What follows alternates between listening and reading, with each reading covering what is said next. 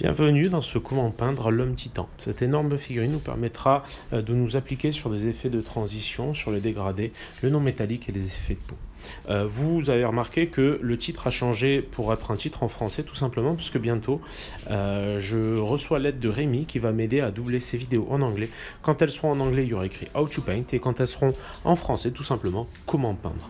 Donc ça prendra du temps à se mettre à jour au niveau de toutes les vidéos, mais au moins voilà, je tenais à vous en informer. Place à la peinture.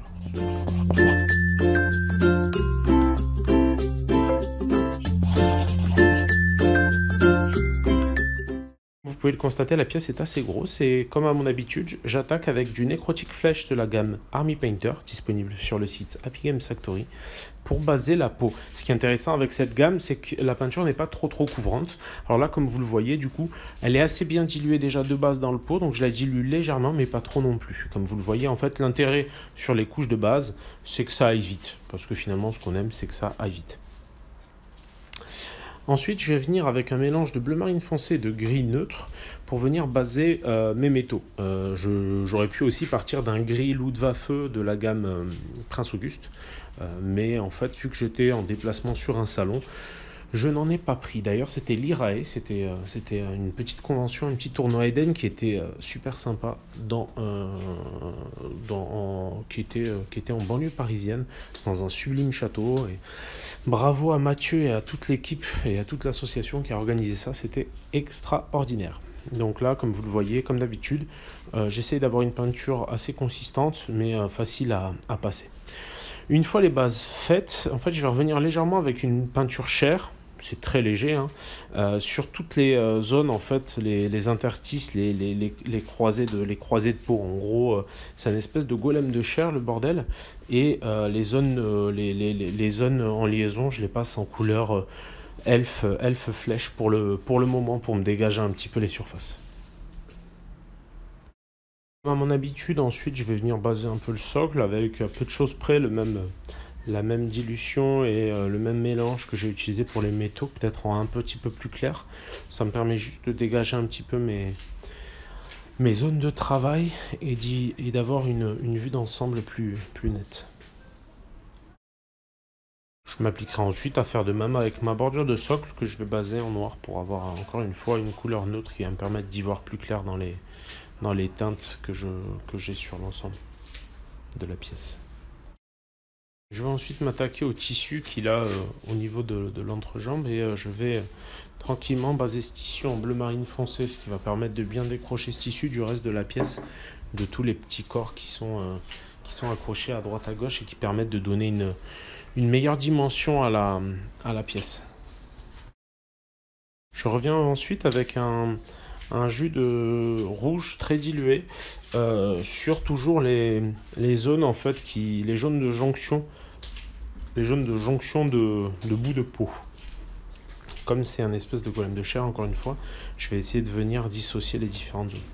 Une fois cette étape faite, je vais venir directement à l'aéro pour finalement passer quelques légers coups d'éclaircie. Je pars avec une couleur toujours chair. Et une fois ces petites teintes d'éclaircie à la couleur chair, je vais ajouter encore un petit peu de blanc dans ma couleur chair pour venir vraiment rehausser et m'appliquer à vraiment montrer les points de lumière où se posent les points de lumière les plus intenses. J'essaye de pas trop m'étaler et de vraiment localiser mes points de lumière.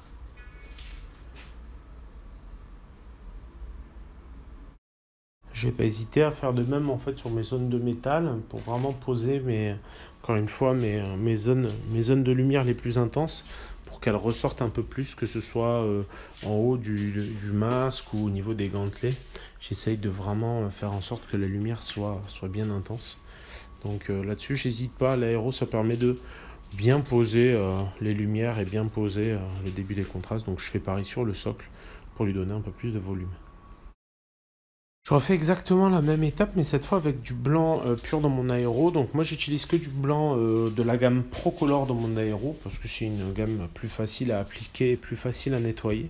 Donc encore une fois, donc avec mon blanc, je passe un petit peu sur mes métaux de façon assez marquée.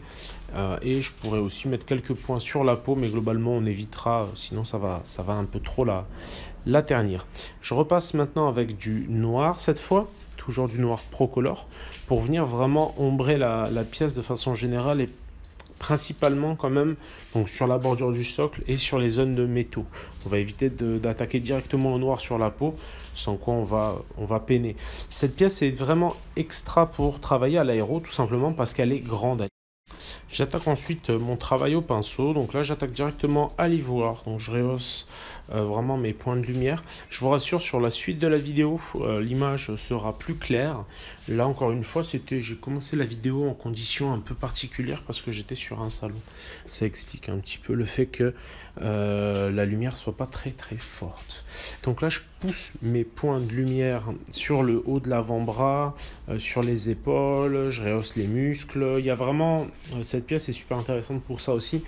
Il y a vraiment pas mal de surface de peau à travailler avec des nuances un peu particulières. Donc ça permet vraiment de s'amuser. Donc là on le voit encore une fois, je n'hésite pas à rehausser à l'ivoire de sorte à ce que tout ressorte bien et de façon assez nette.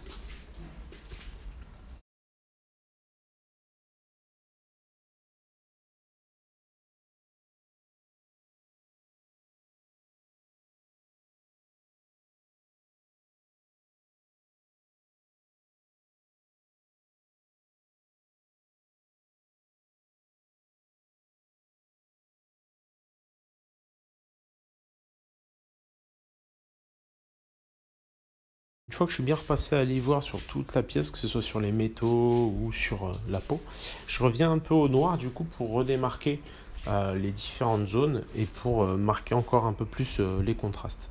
Ça va être assez important pour nous permettre d'avoir la meilleure lisibilité possible et des zones bien nettes et bien contrastées, surtout au niveau du non métallique, dont ça va être un des facteurs clés, le contraste.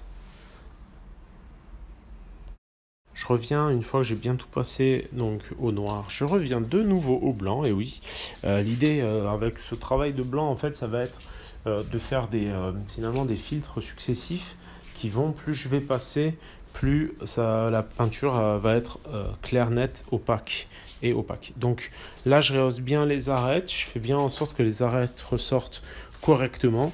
De sorte à bien faire ressortir le non métallique sur le gantelet. Le gantelet, c'est vraiment un élément assez fort du design de la figurine, donc j'hésite pas à bien marquer les lumières dessus.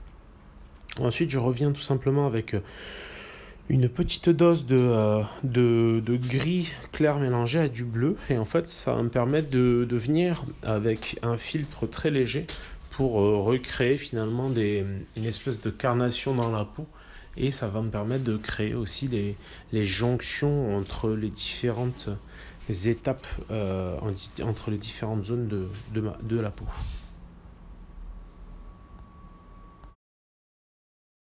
Comme j'ai dit, et je n'hésite pas à le répéter, donc vous le voyez, j'hésite pas à insister et à revenir maintes et maintes fois sur mes zones de blanc pour correctement les rehausser et avoir vraiment un gantelet qui ressort un maximum. Ici, je vais prendre du bleu marine foncé de la gamme Prince Auguste, avec lequel je vais commencer tout simplement à ombrer ma peau et différentes zones, mais là essentiellement ça va concerner la peau. Donc là vraiment, il faut faire très attention, parce que si on ne dilue pas suffisamment le bleu marine foncé, ça va avoir tendance à faire des gros pâtés, tout simplement. En gros, le bleu marine foncé est extrêmement couvrant. Du coup, ça va avoir tendance à bien trop marquer. Donc là, vous voyez, j'hésite pas à délimiter certaines zones aussi si j'en ai l'envie. Ça permet vraiment d'avoir une pièce beaucoup plus lisible et d'avoir des ombres bien marquées. À ce moment-là, je reviens avec un marron, une espèce de marron à cajou pour baser en fait toutes mes zones qui vont être tout ce qui est bandelettes, tissu l'espèce de tissu qu'il a autour de la taille, qui sont en fait des bandelettes avec des petits éléments dedans. Bref, je base tout ça dans un marron à cajou, un marron brun, pour bien dégager ça de l'ensemble. Je ne vais pas hésiter à faire de même, à avoir le même traitement sur tout ce qui est crâne et tous les éléments qui pendent un peu à sa ceinture. je vais pas hésiter ensuite à revenir sur toutes les zones de chair avec une teinte de tout simplement d'espèce de Barbarian Flèche, une teinte de chair un peu plus sombre que la précédente, que l'elfe flèche que j'ai pu mettre précédemment. Ça va me permettre tout simplement de bien distinguer cette zone de chair du reste de la pièce. Je reviens ensuite du coup pour poser un peu plus de lumière avec l'elfe flèche d'origine au niveau du visage du macabé, du tissu, de la peau. En gros, si vous remarquez bien, j'ai vraiment tiré plutôt sur des teintes rose-rouge, tout ce qui est zone de peau qui n'est pas liée à la figurine, qui n'appartient pas au bonhomme, et en couleur plus chair naturelle finalement un peu, toutes les teintes de peau qui sont celles des cadavres qu'il a autour de la ceinture et un peu partout. J'hésite pas à revenir encore une fois sur les espèces de lanières qu'il y a au niveau des genoux avec une teinte un marron acajou qui va me permettre de bien distinguer les différentes surfaces. À ce moment-là, du coup, je reviens avec mon marron acajou tout simplement en filtre avec une peinture assez diluée pour finalement un peu créer des démarcations bien nettes et un dégradé vers le bas du tissu au niveau de mon tibia et au niveau du coup de ma cuisse, de la cuisse du bonhomme. En fait, ça va me permettre, ces teintes un peu rouges, de bien les distinguer de ma couleur de chair de mon personnage et de gagner en lisibilité.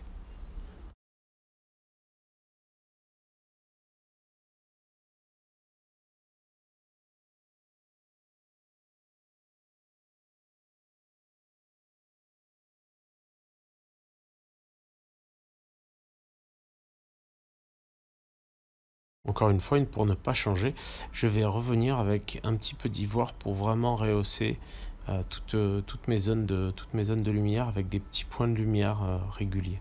Ça va permettre d'y voir aussi plus clair et d'avoir quelque chose d'encore plus péchu. Comme je le disais, l'ivoire et les points de lumière, ça n'arrive pas d'un coup et il faut répéter le geste pour vraiment que ça marque la figurine.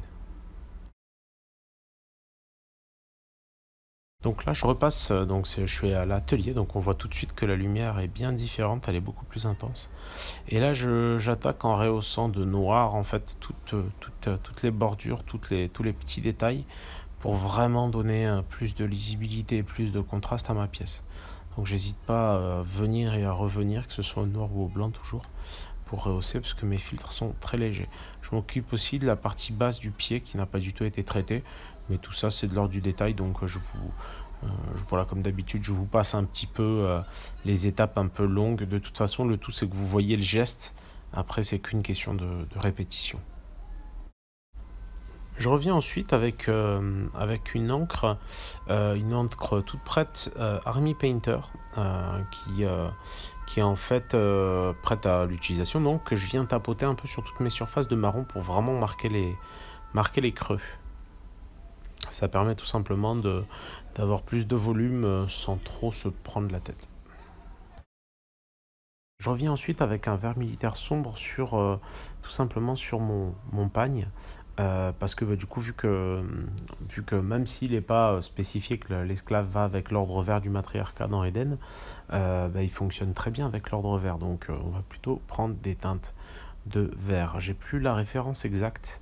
Il me semble que c'est un vert bronze que je passe en fait sur l'entièreté du tissu. J'essaie de préserver quelques zones de bleu marine foncé parce qu'il a été basé à la base en bleu marine foncé. Mais globalement, j'y vais quand même assez fort au niveau de cette teinte. Je reviens ensuite à l'ivoire sur mes zones de peau entre guillemets humaine pour rehausser ces zones de peau et pour poser encore une fois des points de lumière pour que ça se distingue bien du reste de la pièce. J'hésiterai pas non plus à mettre quelques coups au niveau de la peau qui est juste en dessous de la main, de la peau rose que je suis en train de faire justement présentement pour vraiment distinguer et créer des contrastes forts. Je continue tranquillement et plus ça va et plus j'insiste pour vraiment créer une belle démarcation avec de beaux dégradés et de beaux contrastes. Je reviens ensuite tranquillement au Thermat au niveau de mes crânes, de tout ce qui est crâne, ossement qu'il y a à droite à gauche. Ça va me permettre tout simplement sur la base précédente dans laquelle j'avais mis un jus de commencer à poser des lumières les plus fortes possibles. J'ajouterai ensuite tout simplement après ces étapes de Thermat un peu de blanc dans mon Thermat pour rehausser un peu mes éclaircies. Je reviens avec un peu de Thermat et du noir pour venir un peu écraser toutes les zones de creux des ossements qui sont à droite à gauche. Je ne tarde pas trop, mais ça me permet de vraiment marquer les creux de ces zones-là. Donc, comme je disais précédemment, je vais revenir avec un peu d'ivoire dans mon marron pour venir commencer à rehausser toutes mes zones tous les squelettes pour vraiment leur mettre une bonne dose de lumière pour que ça ressorte bien par rapport à l'ensemble de la pièce. J'hésite pas d'ailleurs à rebaser rapido en Thermat le crâne qui est au niveau du genou pour le faire encore plus ressortir avec les dégradés qui vont suivre et avec la même méthode que les autres crânes.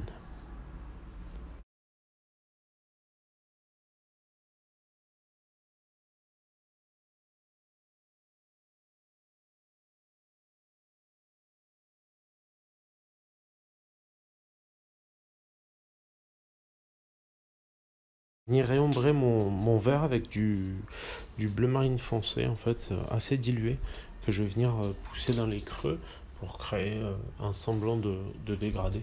Donc en fait, comme d'habitude, ça va être les passages un peu successifs qui vont créer cette sensation de dégradé et de volume. Donc j'hésite pas à bien tenir compte de la pièce quand je pousse la peinture de part et d'autre. Hésiter à utiliser un peu ce bleu marine foncé aussi pour finalement ombrer d'autres zones comme tout ce qui est toutes les zones que je vais vouloir un petit peu ombrer en vrac, je vais pas hésiter à le faire avec mon bleu marine foncé bien dilué, j'insiste sur ce point, sans quoi ça peut vite être catastrophique.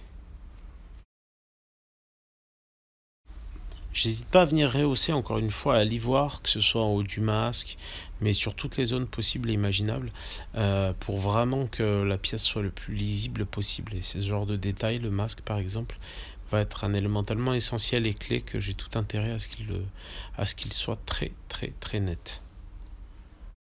J'hésite vraiment pas sur ces étapes déjà avancées, à vraiment commencer à rehausser un peu tout à l'ivoire pour que ce soit plus net, plus lisible.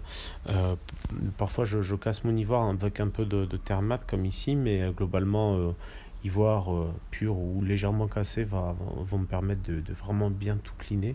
Vous le voyez ici, je procède un peu de la même manière pour tout ce qui est cuir et tissu, donc ça va me permettre encore une fois d'avoir du volume un petit peu dans l'ensemble de la pièce. J'hésite pas aussi à venir un petit peu ombrer les zones qui me paraissent un peu plates, comme ici le crâne sur le genou qui finalement était pas mal écrasé de par le fait que je l'ai rebasé un peu en Thermat. Je vais venir aussi au noir pour redémarquer certaines zones. Donc là-dessus, il faut surtout pas hésiter pour gagner en lisibilité à faire ce qu'on appelle du lining finalement. C'est venir et finalement vraiment ombrer à fond ou au moins faire un trait très léger de noir pour distinguer un peu les zones les unes des autres. C'est d'autant plus important sur les pièces avec beaucoup de détails. Donc n'hésitez pas sur cette étape de lining à y aller franchement. Pour pas changer, je rehausse encore une fois avec quelques petites touches d'ivoire par-ci par-là pour vraiment gagner en lisibilité et en lumière. Je booste encore un peu plus le rouge qui était situé aux intersections de mes bouts de peau, tout simplement parce que à force d'ivoire, à force de passage, à force de noir, du coup forcément ça s'est atténué. Donc là, comme vous le voyez, vous n'hésitez pas à vous repasser en tapotant dans la zone avec une peinture assez diluée, mais avec un pinceau bien déchargé pour éviter les erreurs et les maladresses. J'hésite pas à passer dans toutes les petites plaies, que ce soit sur la figurine, sur son visage comme vous le voyez là, ou encore au niveau de ses chevilles. Le tout étant de vraiment faire décrocher ces zones de rouge pour qu'elles attirent quand même pas mal l'œil. Changé, je reviens ensuite encore une fois au noir pour redémarquer un petit peu toutes mes zones. Donc ça peut paraître un petit peu long et fastidieux, mais c'est vraiment une nécessité. Là, je viens avec une peinture très diluée de Scali Green de vert carapace que je vais venir en fait appliquer sur tous mes tubes et sur tous les espèces d'unités de batterie, enfin de batteries qui sont dans le dos de mon homme titan, de sorte à vraiment créer en fait à ce que la peinture tombe bien dans les creux. Donc je vais pas hésiter à petit de plus en plus la charger sur les étapes qui vont suivre pour vraiment que ce soit extrêmement marqué.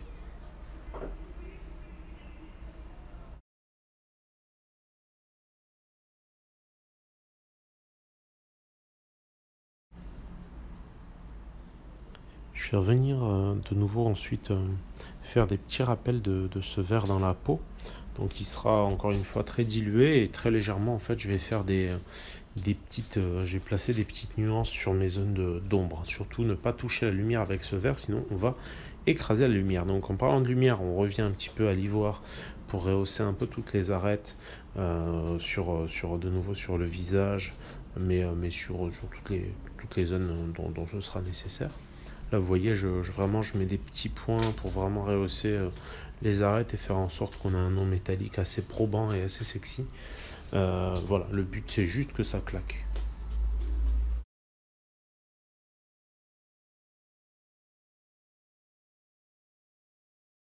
Je vais commencer ensuite à éclaircir mon verre avec une base de verre olive que je vais tirer en fait sur toutes mes zones de tissu vert pour vraiment que le verre ressorte un peu plus.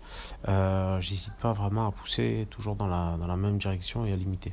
J'hésite pas aussi à faire des petits rappels encore une fois dans ma peau, très légers pour un petit peu donner un peu plus de carnation dans cette peau un peu morte et mutante, quoi. Donc là, j'hésite pas. Mon verre, j'hésite pas à le tirer vers les zones qui prennent le plus la lumière au niveau de mon tissu pour vraiment que mon tissu et que mes plis ressortent de la meilleure des manières. J'hésite pas encore une fois à venir avec un petit peu d'ivoire pour rebooster encore et encore le gantelet. Donc encore une fois, ça va être une pièce et une partie de la pièce qui va m'être très importante. Donc j'hésite pas à vraiment la mettre bien en avant. Je vais revenir ensuite avec une espèce de vert gobelin. Je crois que c'est le Gobo Green de chez Games qui va être assez lumineux, mais que je vais passer encore une fois de façon très diluée, vraiment le poussant dans les creux des câbles qui permettent de faire l'homme titan en gros. Donc l'idée c'est de faire de l'énergie, donc forcément je dilue un maximum pour que finalement cette peinture tombe dans les creux et que les creux soient plus clairs que la lumière, pour donner l'impression que finalement il y a de l'énergie qui en sort. Donc là je reviens ensuite tranquillement pour rehausser toutes mes petites zones avec ma couleur de chair.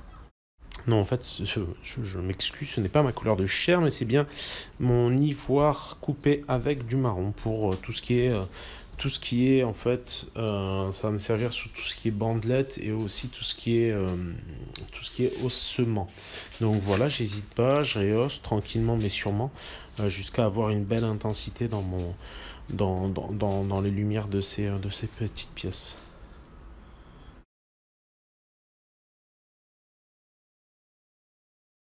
Je vais continuer à insister avec des petites pointes de rouge sang au niveau tout simplement de la bouche, des intersections de peau, bref, toujours un petit peu la même rengaine pour gagner en impact et en lisibilité. Et puis, vu que la pièce a tendance à être pas mal verte ou verdâtre du moins, du coup le rouge va bien attirer l'attention et créer un beau contraste. Donc j'hésite pas à booster dans ce sens-là.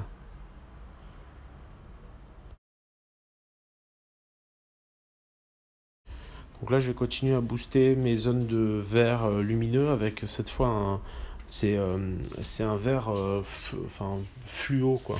C'est vraiment quelque chose, un vert vraiment très intense. Vous pouvez même y aller avec un jaune fluo parce que du coup en fait vous allez avoir encore plus d'intensité et vu que la peinture de toute façon elle est très diluée, elle va tomber dans les creux et en plus s'estomper. Donc il suffira parfois de le faire en plusieurs passages pour être sûr d'avoir une bonne intensité de couleur. Pour finaliser un peu le socle, je vais venir avec du Thermat que je vais venir tapoter en fait en version assez diluée, que je vais ensuite venir légèrement diffuser sur le reste du socle. Ensuite, procéder de la même manière, mais avec un petit peu du verre carapace que j'ai déjà utilisé pour répondre à mon Thermat qui est au niveau du centre du socle. Je vais rehausser un petit peu du coup les bordures de mon socle, les bordures en gris avec un petit peu de blanc tout simplement pour donner un peu plus de volume à ma bête. En tout cas, merci à tous de m'avoir suivi pour cette vidéo. J'espère que ça vous a plu. L'homme titan est prêt à rejoindre les sœurs de l'ordre vert sur le champ de bataille. Voilà la pièce un petit peu en turnover. Donc merci à tous. Bientôt, je lance mon Patreon. Donc n'hésitez pas à me suivre pour me soutenir. Et je vous dis à bientôt.